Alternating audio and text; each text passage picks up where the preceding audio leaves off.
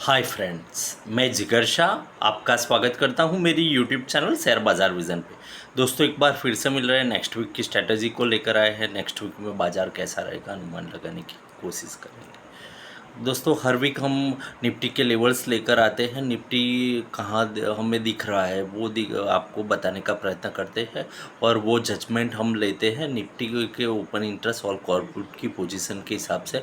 और next week में जो कोई भी इवेंट्स होती है नेशनल इंटरनेशनल, उसको ध्यान में रख के आपको लेवल्स बताने का प्रयत्न करते हैं। तो इससे हमारा मेन इंटेंशन वही होता है कि आपको निफ्टी में जजमेंट मिले कि निफ्टी पूरे वीक किस तरह की मूवमेंट रहेगी वो बताने की कोशिश करते हैं। लास्ट वीक में आपने देखा हमने थोड़ा एग्रेसिव कॉल दिया था, हमने बाय रिकमेंडेशन किया था। नेक्स्ट लास्ट वीक में आपने देखा होगा सभी लोगों ने मंदी बोला था, हमने बोला था कि निफ्टी को बाय करके चलो। 450 क्रॉस कर जाएगा, 450 के ऊपर 650 के आसपास निफ्टी को क्लोज दिया, यानी कि एक हमारे लेवल से भी ऊपर निफ्टी का जाकर बंद हुआ। तो हमारे सभी के सभी टारगेट अचीव हुए। हम कभी भी ऐसा बताने की कोशिश नहीं करते हैं कि हम कहते हैं वैसे ही निफ्टी चलती है, बट हाँ, हम स्टडी बेस पे आपको इतना बताने की कोशिश करते हैं कि हम जो लेवल्स देते हैं वो एक्यूरेट हो।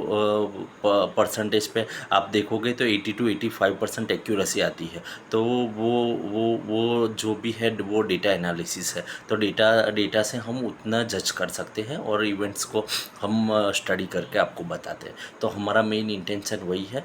ये भी बताने का हमारा इंटेंशन यही है कि हमें ध्यान में रख के आप निफ्टी के में काम करोगे या पूरे वीक के लिए जो पोजीशन बनाते हो वो पोजीशन बनाओगे तो आप जो रेगुलर कमाते हो उससे ज़्यादा कमाओगे और आपका जो एसएल रहेगा छोटा रहेगा। हम एसएल को भी ध्यान में देते हैं कि इवेंट से ये होगा। नेक्स्ट वीक में हमें लगता है बाज़ार एक लंबी तेज़ी तो नहीं है, बट एक कंसोलिडेशन जोन में आएगा। हमें ऐसा लगता है बाज़ार में कंसोलिडेशंस जो जोन है वो हल रहेगा 350 का, 350 to 850 का तक। हमें लगता है कि निफ्टी को बाय करके चलना चाहिए। 637 बंद है, हमें लगता है मंडे को आपको ओपनिंग में लगभग अराउंड अबाउट 600 के आसपास निफ्टी मिल जाएगा। तो निफ्टी को वहाँ पे से बाय करके चलना चाहिए। 530 का एक स्टॉप लॉस रहेगा, 25,530 का एसएल स्ट्रिक एसएल रहेगा इसमें, क्योंकि हम एग्रेसिवली तेज़ी बताते हैं आपको।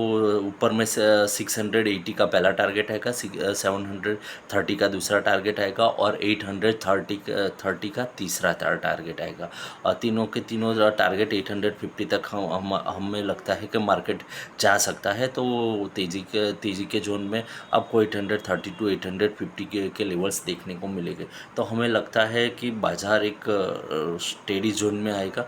नीचे की बात करें तो आप 500 के नीचे निफ्टी जाता है तो ख़राब हो जाएगा, बेरिश मोड थोड़ा पकड़ लेगी। तो आपको निफ्टी को सेल करना है तो 500 के नीचे ही सेल करना है। तब तक स्टेडी जोन है, वहाँ पे ज़्यादा मंदी करने की कोशिश नहीं करने की है। वहाँ से बाउंस बैक बनेगा तो बड़ा बाउंस बैक बनेगा 200 to 300 पॉइंट्स का, तो वो आप बेयर नहीं कर पाओगे। तो 500 के नीचे जाता है तो आपको निफ्टी को सेल करना है। आपका एसएल रहेगा 580 का, 25,580 का एसएल रहेगा। नीचे में पहला टारगेट आएगा 450 का, दूसरा टारगेट आएगा 350 का और तीसरा और अहम टारगेट आएगा 250 का। हमें नहीं लगता है कि 300 से ज़्यादा निफ्टी नीचे जाएगा। 250 एक स्ट्रॉन्ग सपोर्ट लेवल का काम करेगा, तो उसको आपको ध्यान में रखना चाहिए। आप सेल करते हो और मार्केट आपकी फेवर में जाता है तो वहाँ पे आपको प्रॉफिट बुक कर लेना चाहिए। और एग्रेसिवली मंदी करने का टारगेट आएगा 800 के ऊपर, 800 to 850 के बीच में आपको कहीं पे भी निफ्टी दिख रही है। 25,850 800 to 850 के बीच में आपको निफ्टी दिखे तो आपको सेल करनी चाहिए। ऊपर में 900 का एसएल आएगा, नीचे में आपको पहला टारगेट आएगा 730 का, दूसरा टारगेट आएगा 680 का और तीसरा टारगेट आएगा 550 का। 550 के नीचे लंबा नहीं जाएगा, वहाँ पे सपोर्ट लेगा। एक बार ऊपर 550 के ऊपर 2 दिन टिक गया तो 550 ऊपर का स्ट्रॉन्ग सपोर्ट लेवल आ जाएगा। तो ये बात हो गई निफ्टी की। तो हमें लगता है कि नेक्स्ट वीक में एग्रेसिवली मंदी भी नहीं होगी, एग्रेसिवली तेज़ी भी नहीं होगी। आपको लेवल्स के आसपास आता है तो वहाँ पे बाय और सेल करना चाहिए। बाकी नेक्स्ट वीक में बहुत सारे नए लिस्टिंग है। एचडीबी फाइनेंशियल का भी एक लिस्टिंग पड़ रहा है जो बहुत एग्रेसिवली हमने बोला था आईपीओ आप भरो, लॉन्ग टर्म के लिए भी भरो, शॉर्ट टर्म के लिए भी भरो, लिस्टिंग गेन भी होगा। वो हमारी एडवाइस थी एचडीबी फाइनेंशियल पर। ग्रे मार्केट में जो भी प्रीमियम चल रहा हूँ अभी आई थिंक 70 के आसपास पे प्रीमियम चल रहा है, वो ठीक ठाक है। बट हमें लगता है कि इसको आप लॉन्ग टर्म के लिए रखोगे तो इसमें आपको 740 के आसपास दे रहे हैं, आपको 1200 तक के भाव दिखाई देंगे। फंडामेंटली स्ट्रॉन्ग कंपनी है, पेरेंट्स मजबूत है। एचडीएफसी बैंक पेरेंट्स कंपनी है। जहाँ पे भी पेरेंट्स मजबूत होते हैं तो वो सब्सिडरी कंपनी का कई बल्ले बल्ले होती है, उसको फंडिंग की कोई इश्यू नहीं आता है। और ये भी एनबीएफसी अभी भी आरबीआई का जो अनाउंसमेंट आया उससे एनबीएफसी में एक नई चेतना आ गई है। एक नए उत्साह से सभी एनबीएफसी चल रहे हैं, तो इसको भी चलना चाहिए। तो हमारी दृष्टि से एचडीबी फाइनेंशियल आपको लगता है 100 के आसपास, हमें लगता है 100 to 120 के बीच में उसका लिस्टिंग होना चाहिए। फिर लिस्टिंग है यानी कि 850 to 860 के बीच में आपको कहीं पे भी लिस्टिंग मिल जाएगा। अच्छे बड़े क्वांटिटी में शेयर्स आए हैं तो ठीक है, तो थोड़ा बेच सकते हो। बाकी हमें लगता है इसको लॉन्ग टर्म के लिए आपको पोर्टफोलियो में सेटअप कर देना चाहिए। हमने पहले एल&टी फाइनेंस भी बोला था, अब एक नई एनबीएफसी बोल रहे हैं एचडीबी फाइनेंशियल, इसको भी आप पोर्टफोलियो में सेटअप कर दो। 2-3 साल में आपको बहुत बढ़िया रिटर्न देके 3 साल में हमें लगता है ये भाव से डबल हो जाएगा। 3 साल से पहले होता है तो वो अपना लक है। बाकी 3 साल में आपको पैसे डबल करके देखिए तो आपको उसको होल्ड करना चाहिए। ये बात हो गई एक नए लिस्टिंग की। दूसरे बहुत सारे लिस्टिंग है बट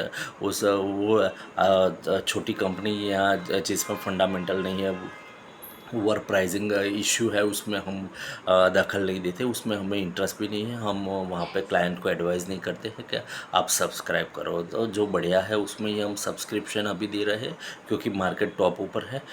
मार्केट में अभी भी ऐसा है कि स्मॉल कैप मिड कैप थोड़ा चलने में थोड़ी दिक्कत है, लार्ज कैप बहुत बढ़िया चल रहे हैं। तो सो फ्रेंड्स ये बात होगी लिस्टिंग की भी। तो हमने निफ्टी और लिस्टिंग दोनों को आज कवर कर लिया। लिस्टिंग के लिए आप 100 के प्लस से बेच सकते हो, थोड़ा प्रॉफिट बुक कर सकते हो। अभी क्वांटिटी में हो तो छोटा शेयर लगा है 40 शेयर्स लगे हैं तो उसको आप लॉन्ग टर्म के लिए रख दो। 15-20 हज़ार भूल जाओ, 15-20 हज़ार के आपको लाख रुपए देगा तो भी नई बात नहीं है। तो हमारी एडवाइस वहीं पे रहेगी कि एचडीबी फाइनेंशियल को आप होल्ड करो और लंबे समय के लिए रखो। एक नेक्स्ट जनरेशन के लिए उसको छोड़ दो, नेक्स्ट जनरेशन याद रखेगी कि आपने कुछ बढ़िया लिया था। ये बात हो गई एचडीबी फाइनेंशियल की। सो फ्रेंड्स आज के लिए इतना ही था, फिर मिलते हैं नेक्स्ट वीडियो में नेक्स्ट डिटेलिंग के साथ।